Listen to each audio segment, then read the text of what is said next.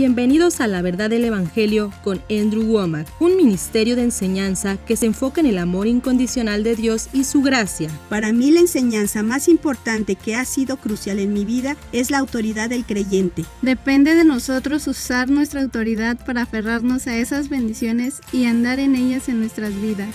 Y ahora con ustedes, Andrew. Bienvenidos a nuestra transmisión de los jueves de La Verdad del Evangelio.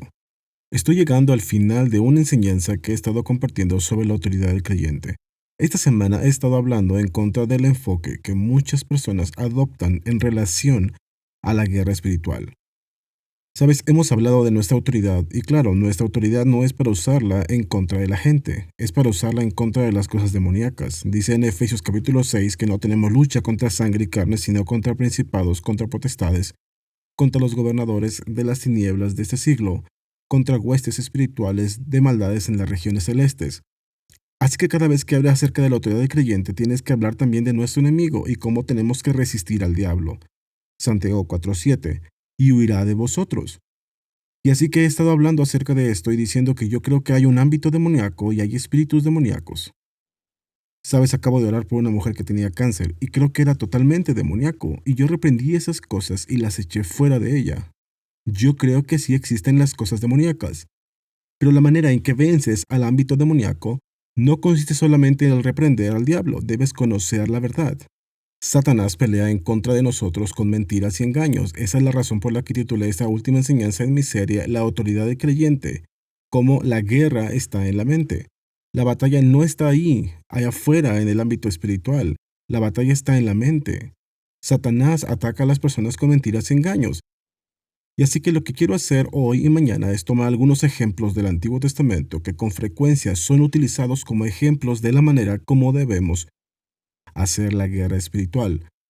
Y quiero usarlos y mostrarte que hay una diferencia entre la manera en que las personas intercedieron y suplicaron a Dios en el Antiguo Testamento y la manera en que se hace en el Nuevo Testamento. Y creo que la mayor parte, no toda, pero la mayor parte de la guerra espiritual hoy en día se realiza con base en este modelo del Antiguo Testamento y eso no honra lo que Jesús hizo por nosotros. Así que este es un ejemplo. He escuchado que esto se usa muchas veces y esto es después de que Moisés había estado en la montaña por 40 días, 40 noches. Dios le había dado las 2 tablas que contenían los 10 mandamientos y después el Señor le habló en Éxodo capítulo 32 en el versículo 7. Entonces Jehová dijo a Moisés: Anda, desciende, porque tu pueblo que sacaste de la tierra de Egipto se ha corrompido. Sabes, creo que esto siempre ha sido gracioso para mí. No sé cómo tomar eso, pero cuando el Señor le dijo a Moisés que bajara a Egipto, él dice: Dile al faraón, deja ir a mi pueblo. Pero ahora, después de que él lo sacó y se habían convertido a la idolatría y se habían pervertido mucho, el Señor dice: Anda, desciende, porque tu pueblo que sacaste de la tierra de Egipto se ha corrompido. Es como si el Señor ya no lo reconociera como si fueran suyos. Siempre es algo que me asombra. En el versículo 8 dice: Pronto se han apartado del camino que yo les mandé, se han hecho un becerro de fundición y lo han adorado y le han ofrecido sacrificios y han dicho: Israel, estos son tus dioses que te sacaron de la tierra de Egipto. Dijo más Jehová a Moisés: Yo he visto a este pueblo, que por cierto es pueblo de dura cerviz. Ahora, pues, déjame que se encienda mi ira en ellos y los consuma, y de ti yo haré una nación grande. Ahora voy a continuar leyendo más acerca de esa historia, pero en el versículo 10, esto es asombroso. Él está diciendo a Moisés, él dice: déjame que se encienda mi ira en ellos. Y de hecho le está diciendo a Moisés: te amo y te respeto mucho, pero si intercedes por estas personas, eso no me va a permitir hacer lo que realmente quiero. Así que aquí está el Dios Todopoderoso e Infinito hablando con un hombre finito y diciendo: tú tienes influencia conmigo. Tú tienes autoridad conmigo, honro y valoro tu opinión y tu intercesión. Sabes, eso es un hecho muy asombroso y no es porque Moisés fuera el mejor de todos. Sabes, no estoy tratando de menospreciar a Moisés, pero estoy diciendo: Dios nunca ha tenido a nadie que reúna los requisitos trabajando para él. Moisés tomó una palabra de parte de Dios e hizo todo un párrafo de ella. Mató a un egipcio pensando que esa era la manera en que Dios iba a traer libertad y le costó 40 años en el desierto. y a los hijos de Israel 30 años más de esclavitud. Moisés había cometido algunos errores graves, incluso al punto de matar a una persona, y no estaba justificado. ¿Sabes? No fue en defensa propia. Mató a una persona pensando que así era como Dios iba a sacar a los judíos fuera de Egipto. Puede leer acerca de eso en Hechos capítulo 7. Y entonces fue asesinato. Este era un hombre que era un asesino y sin embargo Dios valoraba su opinión. No era porque Moisés fuera la mejor persona o fuera una persona perfecta. Era por el gran amor de Dios y Moisés había respondido a Dios y Moisés había confiado en Dios y le creyó a Dios. Y es la fe lo que agrada a Dios. Hebreos capítulo 11, versículo 6. Entonces podemos ver por medio de esto, y muestra el gran amor de Dios hacia nosotros, que Él asuma una actitud que permite que podamos ejercer influencia sobre Él. Y esto es lo que le está diciendo a Moisés. Él dice, Moisés, fuera de mi camino, no quiero que me hagas cambiar de opinión, no intercedas por estas personas. Y luego en el versículo 11 dice, entonces Moisés oró en presencia de Jehová su Dios y dijo, oh Jehová, ¿por qué se encenderá tu furor contra tu pueblo que tú sacaste de la tierra de Egipto con gran poder y mano fuerte? ¿Por qué han de hablar los egipcios diciendo, para mal los sacó, para matarlos en los montes y para raerlos de sobre la faz de la tierra? Sabes, en cierto sentido lo que está haciendo es que está diciendo, Dios, ¿cómo va a afectar eso a tu reputación? ¿Qué hay de esas personas que vieron tu gran poder y obras y ellos saben que fuiste tú el que los sacó, pero luego vas a matar a todas estas personas que has liberado? Va a afectar tu reputación. Hombre, este no es un buen movimiento de relaciones públicas. Sabes, eso es asombroso para mí, pero es exactamente lo que Moisés está diciendo. Piensa en esto, ¿cómo lo van a tomar las personas? ¿Qué es lo que va a pensar la gente de ti?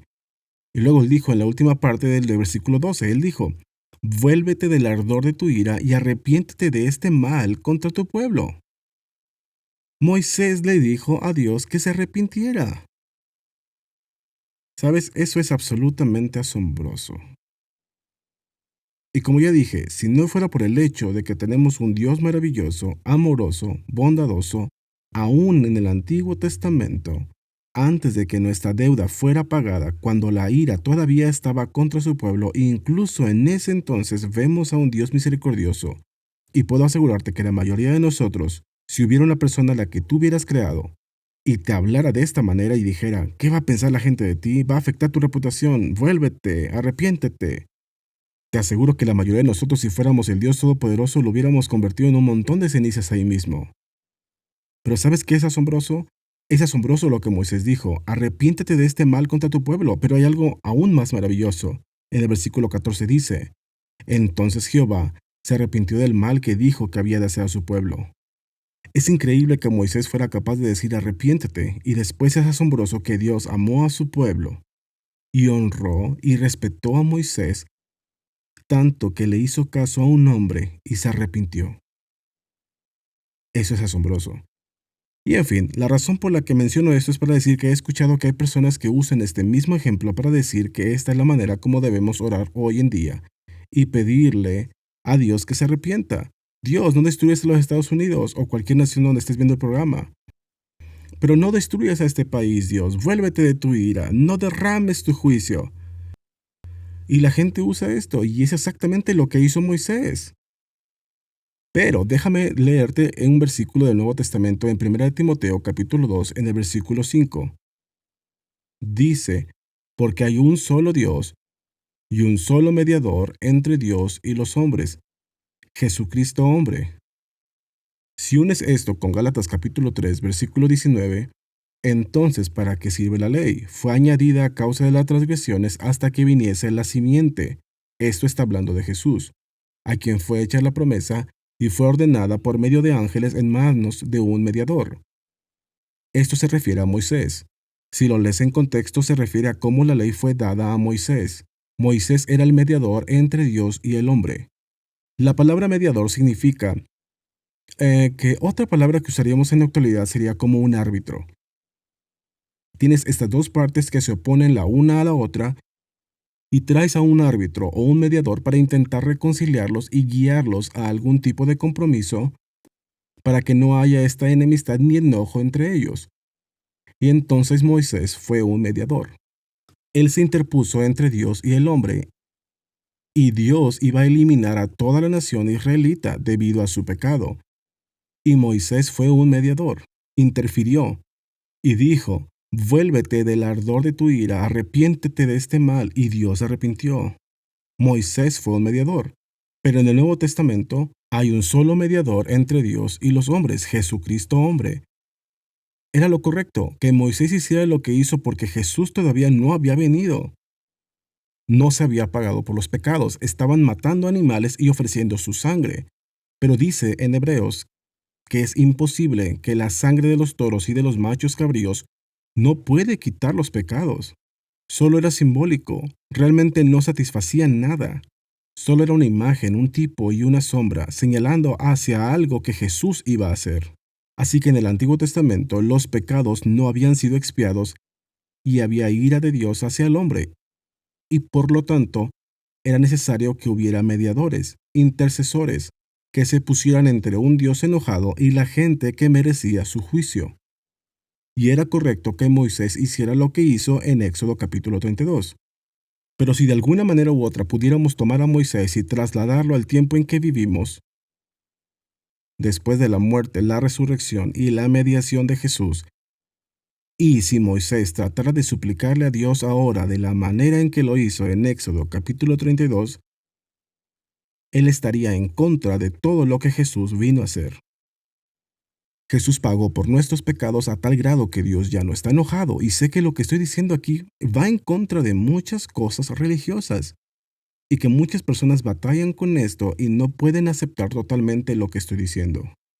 Pero te digo que eso es lo que se dice, que Dios está enojado con Estados Unidos y con Europa y con diferentes lugares y que caerá a juicio sobre esas personas. Eso no es verdad. Es cierto que en el Antiguo Testamento puedes encontrar muchos ejemplos del juicio de Dios cayendo sobre naciones y profecías acerca de eso, pero en el Nuevo Testamento, Jesús expió por nuestros pecados y la ira de Dios ha sido satisfecha y Dios no va a juzgar a los Estados Unidos. Sabes, cuando recién inicié en el ministerio yo venía con un trasfondo muy legalista y de condenación. Y una de las declaraciones que yo escuchaba muy a menudo y que incluso yo repetí era que si Dios no juzga a Estados Unidos por nuestros pecados, se iba a tener que disculpar con Sodoma y Gomorra.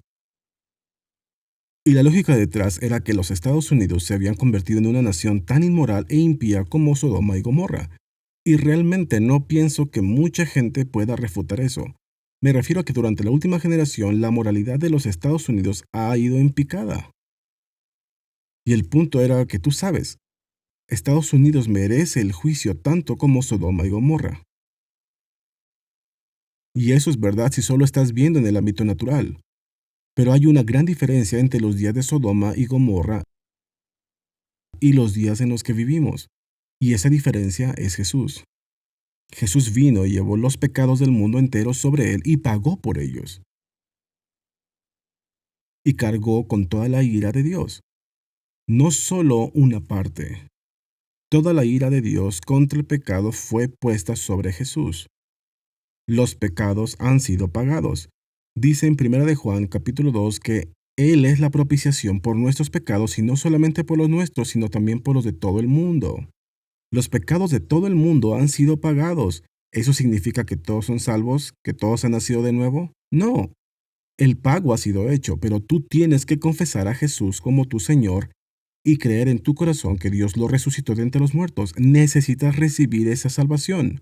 Dice en Efesios capítulo 2, versículo 8 que somos salvos por gracia, por medio de la fe. La gracia es lo que Dios hace por nosotros. Él ya pagó por los pecados de todo el mundo, pero debes combinarlo con fe.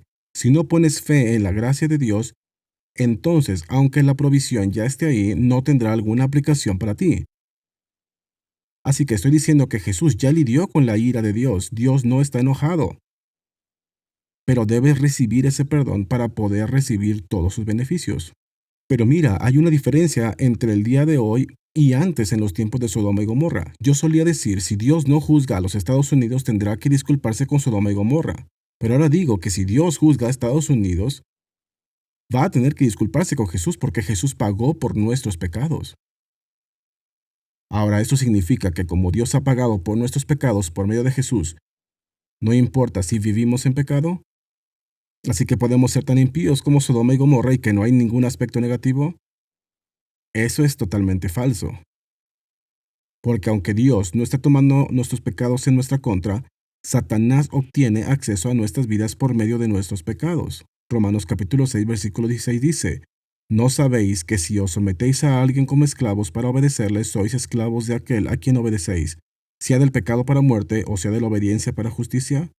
Si te sometes al pecado, le estás dando acceso a Satanás en tu vida, y Juan 10:10 dice que el ladrón no viene sino para hurtar, matar y destruir. Satanás se comerá tu almuerzo y no dejará ni las migajas. Te destruirá si se lo permites. Así que aunque Dios no va a juzgar a los Estados Unidos porque tendría que disculparse con Jesús, Jesús ya pagó por nuestros pecados siguen dándole una gran incursión al diablo. Y Satanás está en el proceso de destruir a los Estados Unidos. Si no volvemos a Dios, si no volvemos a la moralidad y comenzamos a tomar una postura en contra de toda esta iniquidad que ha sido desatada, los Estados Unidos no podrán sostenerse en pie, pero no porque Dios lo juzgara, sino porque abandonamos nuestras propias misericordias. Jonás capítulo 2 versículo 8 dice eso. Entonces Jesús es el único mediador entre Dios y el hombre, y por eso no puedes interceder de la forma en que Moisés lo hizo, porque Jesús no había venido, no había pagado por nuestros pecados. Por lo tanto, era apropiado que Moisés interviniera y suplicara pidiéndole misericordia a Dios. Pero si intentas y haces eso en el Nuevo Testamento después de que Jesús viniera y suplicara la misericordia de Dios y de que pagó el precio total, y ahora vas a suplicar misericordia, ¿sabes qué está diciendo? Está diciendo que no crees que lo que Jesús haya hecho fuera suficiente. No crees que Él ya lo hizo todo. Tú crees que tienes que intervenir también. Tú de cierto modo te estás convirtiendo en un mediador. Y sé que muchos de ustedes. Estoy diciendo esto para intentar explicar mi punto de vista. Esto puede sonar ofensivo para algunas personas, pero cuando tienes esa actitud y vas a suplicarle a Dios que no juzgue a los Estados Unidos diciendo, oh, no juzgues a esta persona y demás, estás tomando el lugar de lo que Cristo ha hecho. Ahora sé que nuestra religión nos ha enseñado a hacer esto, pero está mal, y de cierta manera es anticristo. Está en contra de lo que Jesús hizo. Y hay muchas cosas en el cuerpo de Cristo hoy en día que son anticristo. Es en contra de lo que Él hizo, diciendo que Jesús no pagó por todo, que tenemos que interceder y tenemos que suplicarle a Dios que se vuelva de su ira. Era apropiado para Moisés, es inapropiado para ti y para mí, porque ahora tenemos a Jesús, el único mediador entre Dios y el hombre. Y tú no puedes tomar su lugar. No puedes añadir a lo que Él hizo. Lo único que puedes hacer es humillarte y recibirlo. Sabes, esto mismo pasó en Génesis capítulo 18 con Abraham. Y en Génesis 18, Abraham se encontró con 3 hombres. Podemos ver que era el Señor y 2 ángeles. Y después 2 de los ángeles fueron enviados a Sodoma y Gomorra para ver si era tan mala según los reportes que habían recibido. Y el Señor estaba delante de Abraham. Y el Señor le había dicho a Abraham que si descubro que este reporte es verdad, entonces destruiré a Sodoma y Gomorra. Así que Abraham comenzó a interceder ante Dios y empezó diciendo, Señor, si hubiera 50 justos en Sodoma, ¿destruirías la ciudad y destruirías a los justos junto con los malvados? Eso no sería lo correcto, eso no es justo.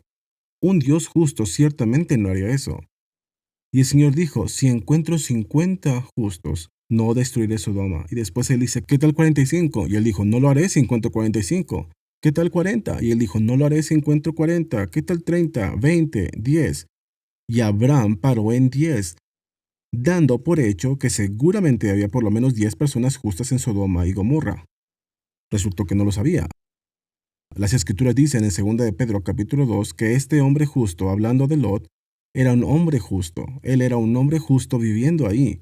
Había al menos una persona justa ahí, pero de cualquier manera, el Señor no pudo encontrar 10 personas justas, así que destruyó Sodoma y Gomorra. ¿Sabes qué estaba haciendo Abraham? Estaba siendo un mediador entre un Dios enojado y el pueblo con el que estaba enojado y suplicando a Dios por misericordia. Y yo creo que si hubiera dicho una cantidad menor y hubiera dicho, Dios, si encuentras una persona justa, yo creo que eso quizás hubiera detenido a Dios para que no destruyera Sodoma y Gomorra, porque dice que Lot era un hombre justo. Pero dejó de interceder. Ahora bien, déjame decir 2 cosas. La primera que quiero decir, aunque sí te olvides de que Jesús vino y le suplicó a Dios y que ha pagado el precio y que todo este tipo de intercesión ha terminado, aunque no tomes en cuenta la intercesión del Nuevo Testamento, con que tomes este ejemplo en Génesis capítulo 18, puedes ver que Dios no va a destruir los justos con los perversos. Y aunque los Estados Unidos y todo lugar que conozco se han vuelto cada vez más malvados y son dignos del juicio de Dios, hay gente justa en los Estados Unidos. Hay gente justa en estas otras naciones y aun si no tomas en cuenta el Nuevo Testamento, Dios no destruiría a esta nación porque hay gente justa en esta nación. Y vemos eso en Génesis capítulo 18. Pero cuando se toma en cuenta el nuevo pacto, Jesús ahora ha pagado por nuestros pecados. No solo suplicó a Dios, sino que pagó nuestra deuda. Él sufrió la ira y el castigo y el rechazo de Dios y ahora Dios nunca destruiría una nación. Ahora llegará un momento en el final de los tiempos cuando Él regrese y establezca un reino físico y cuando Él inicie ese proceso y venga a confrontar esto, de su boca saldrá una espada y destruirá a sus enemigos. Pero ahora mismo estamos viviendo en este periodo de gracia. Y Dios no está destruyendo naciones, no está juzgando naciones ni a las personas. Jesús ya se encargó de eso. Una vez más, aún hay destrucción inminente para muchas de estas naciones porque hemos abandonado a Dios y hemos abandonado nuestras propias misericordias. Y nos estamos alejando y le estamos dando un acceso enorme a Satanás en nuestras vidas y en nuestras naciones. Y hay una perdición inminente si no regresamos a Dios. Pero no es porque Dios nos va a juzgar, es porque el enemigo nos va a destruir. Así que aún hay necesidad de que nos convirtamos de nuestras cosas. Pero estoy diciendo que Jesús es el mediador entre Dios y el hombre. Para terminar esta clase de mediación, intercesión, que ha sido muy fomentada hoy y enseñada en el cuerpo de Cristo. La gente se está acercando a Dios como si fuera un Dios enojado y están diciendo, vuélvete de tu ira y arrepiéntete de este mal, de la manera en que Moisés lo hizo en Éxodo capítulo 32. Y les digo, esa es una bofetada en el rostro de Jesús. No entiendes que Jesús ya ha expiado nuestros pecados. Él ya apaciguó la ira de Dios. Él ha mediado para que ahora ya no haya necesidad de ninguna clase de intercesión y mediación. Esto es Colombia, amigos.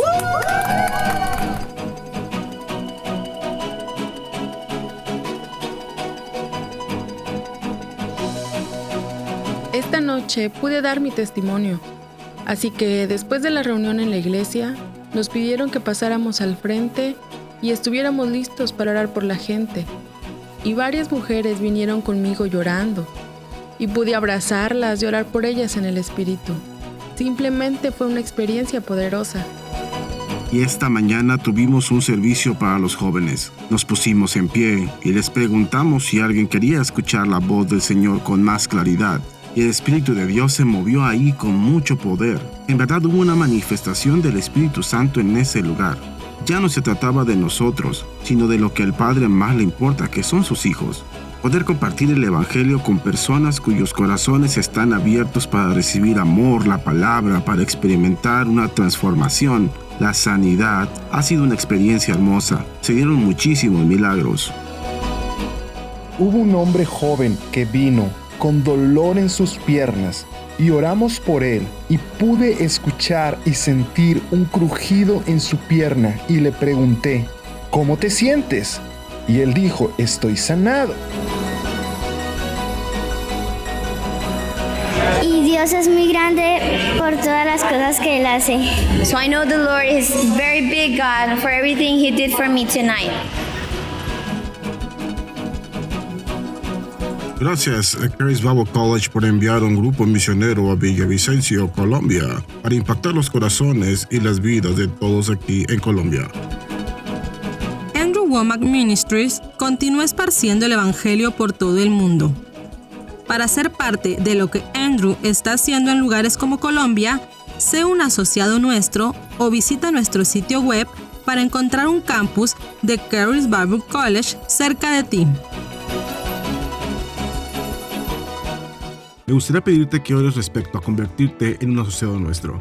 Sabes, nuestro ministerio tiene su base en los Estados Unidos, pero tenemos 16 oficinas alrededor del mundo. En conjunto tenemos cerca de 70 institutos bíblicos esparcidos por todo el mundo. Entonces, si estás buscando un buen retorno de tu inversión, creo que este es un buen ministerio, te bendecirá en el lugar en donde estás. Te invito a que te conviertas en nuestro asociado hoy y nos ayudes a difundir el Evangelio por todo el mundo. Gracias por ver nuestro programa La Verdad del Evangelio con Andrew Wommack. Esperamos que hayas sido bendecido por la enseñanza de hoy. Esta enseñanza completa está disponible en forma de libro, de guía de estudio, CD o DVD. Tú puedes obtener estos productos, así como muchos otros recursos valiosos en español cuando visites nuestro sitio web awmi.net/español. Gracias por ver nuestro programa La Verdad del Evangelio. Y solo quiero mostrarte todos los materiales que tenemos traducidos al español. Ni siquiera sé cuántos libros son, pero son docenas de libros. Tenemos guías de estudio.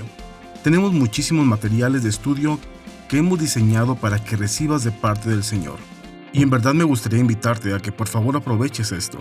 Puede cambiar tu vida. Hemos visto millones de personas que han sido bendecidas. Dios te ama y todos estos materiales están aquí simplemente para ayudarte a crecer. Así que échales un vistazo. Nuestro anunciador te dará información acerca de cómo puedes recibir nuestros materiales de estudio en español. Por más de 20 años, Charis Bible College ha estado entrenando y capacitando estudiantes para que conozcan quiénes son en Cristo y para iniciarlos en el llamado y el plan que Dios tiene para ellos. No solo contamos con nuestro campus principal en Woodland Park, Colorado, pero también tenemos institutos en varios lugares por todo el mundo. Si estás interesado en asistir a Charis Bible College en español, visita charisbiblecollege.org para que localices un campus cerca de ti. Andrew Wommack Ministries tiene varias oficinas y sedes de Charis Bible College en todo el mundo. Para encontrar una extensión cerca de ti, visita nuestro sitio web. No dejes de acompañarnos en nuestra siguiente misión para recibir más de la verdad del Evangelio con Andrew Wommack. Y yo creo que literalmente cuando Jesús fue crucificado se convirtió en un pararrayos. Sabes, puedes poner un pararrayos en la parte de arriba de un edificio y aunque hay una tormenta eléctrica y haya rayos, los rayos serán atraídos al pararrayos, porque es una fuente conectada a la tierra, y tomará todo su poder y evitará que el edificio sea destruido por los rayos.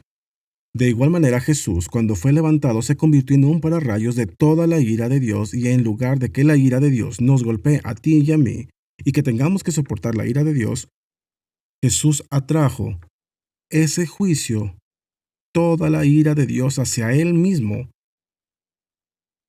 Y Dios no está enojado contigo. Dios no está enojado conmigo. Dios no está enojado con los Estados Unidos.